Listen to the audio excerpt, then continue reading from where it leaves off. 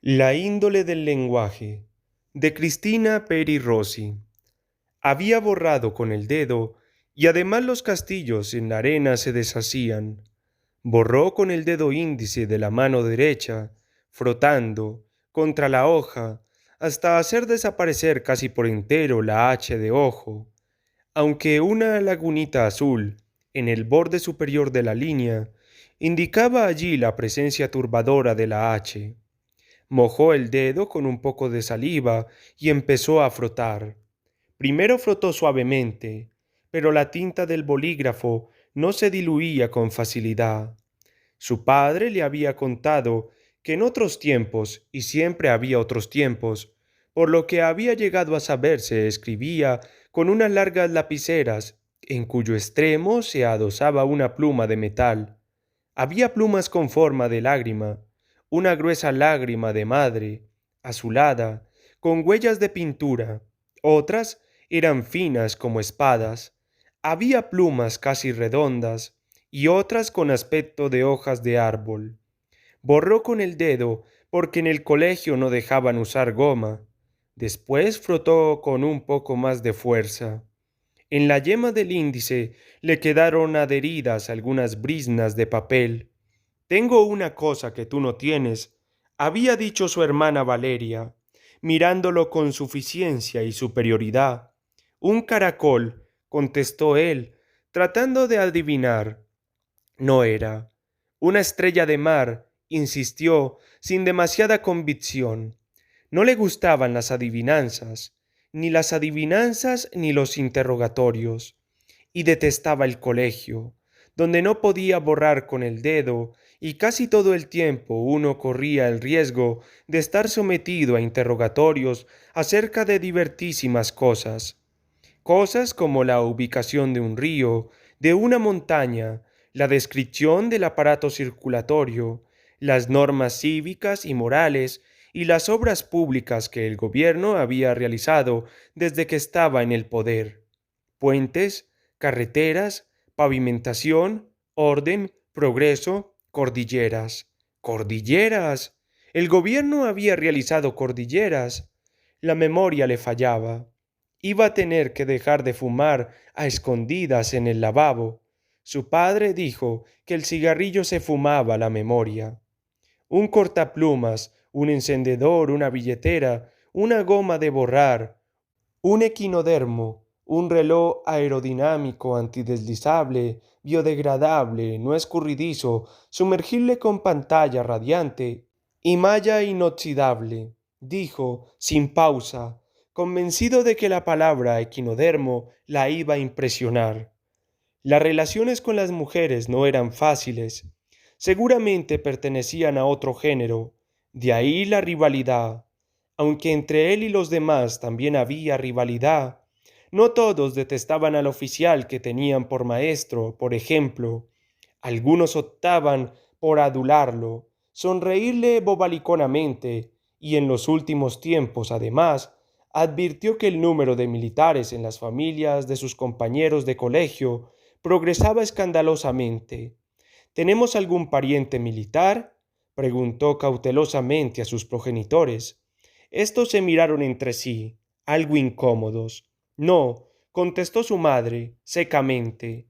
Era raro, pues siempre estaban hablando mucho de las familias, de ambas familias. Ah, dijo él, con resignación. Iba a inventarse un tío almirante, hecho, y algún primo capitán, por las dudas. No es nada de eso, contestó Valeria, chupándose un dedo y muy segura de sí misma. Él estaba desconcertado. No tienes nada, dijo, cobardemente. Era un recurso que Valeria conocía muy bien y no iba a caer en la trampa. Por lo que sabía, tenía un tío extrañamente enfermo desde hacía años, tantos que el tío ni siquiera lo conocía. Ya estaba enfermo desde que él nació. Vivía en un hospital, muy lejos, del cual llegaban muy pocas noticias. Tampoco lo iban a visitar, y la índole de la enfermedad del tío nadie la sabía. De vez en cuando, su madre decía, pobre Daniel, ojalá estuviera con nosotros, pero nunca se sabía si mejoraba o no, cuándo volvería. Poca gente preguntaba por él y cuando lo hacían era en voz baja. Le habían puesto un cero en la libreta, un cero grande y rojo como un sol, y él se lo quedó mirando fijamente, muy fijamente. Era el primer cero de la vida. Sin saber por qué, tuvo la sensación de que ese era el primer eslabón de una larga cadena que incluiría cosas amargas y difíciles, impuestas por la autoridad, el orden, las normas, el exterior, en fin. Su madre no demostró demasiada sorpresa. Le dijo algunas cosas acerca de la obediencia, se estuviera o no de acuerdo, sobre la disciplina, sin discusiones, y no tocó más el tema, quizá porque él la había mirado con ojos sorprendidos. Su padre se fue a dormir sin comer y él se sintió oscuramente culpable. No estaba muy seguro si la falta de apetito de su padre era culpa suya, pero en todo caso algo no estaba funcionando bien. Valeria también vino a observar el cero ignominioso en la libreta. Vete, le dijo él, fastidiado. Ella no se fue. Tenía sus propias ideas acerca de las cosas, y aquel redondel púrpura en medio de la página, con su perfil obsceno, le parecía algo divertido y digno de celebrarse. Él guardó la libreta y resbaló hacia la sala. Le encantaba patinar sobre el parquet recién encerado. Su padre y su madre estaban hablando y alcanzó a escuchar algunos fragmentos de la conversación. En general, no hablaban delante de los hijos desde hacía un tiempo, y él había observado el cambio. Con seguridad, existían secretos, y aunque los secretos le inspiraban curiosidad, por otro lado lo fastidiaban. Disciplina, no podemos permitir, injusticia, ellos no son quienes. ¿Qué vamos a decir? Impotente, me gustaría, el futuro.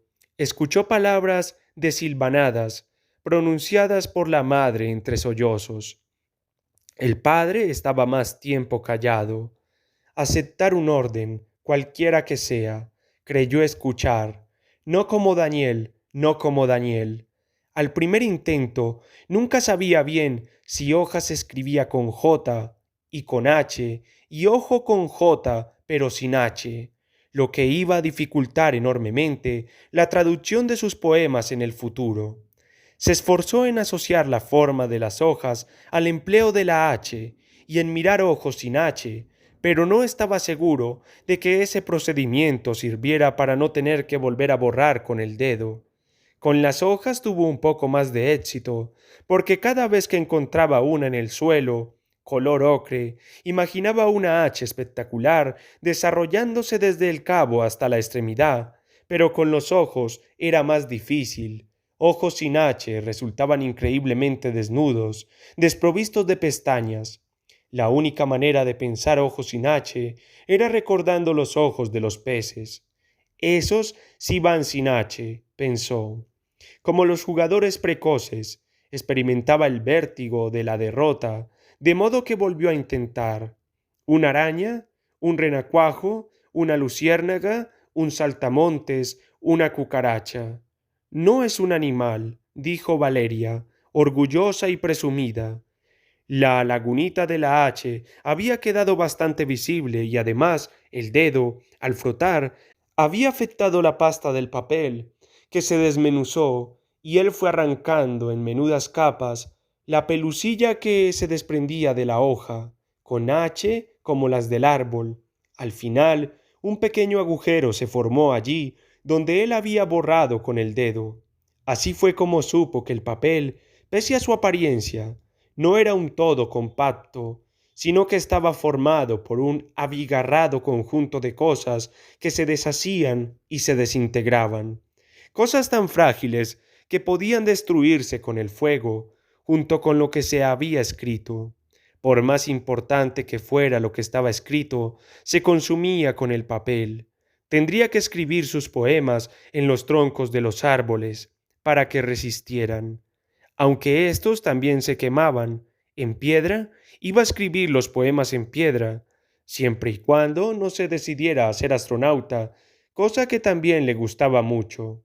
Una vez había escrito un poema sensacional, formidable, que decía así, lo había aprendido de memoria, por ser este un material que no podía destruirse con el fuego, ni borrado con el agua ni con el dedo, por ser sólo erosionable por el tiempo, igual que la piedra y por carecer en ese momento, en el sagrado y embriagador instante de la escritura, de rocas próximas donde fijar el texto, tierra y polvo, mar y humo, luna y cuervos, sol y túneles, en el espacio flotan como agujeros.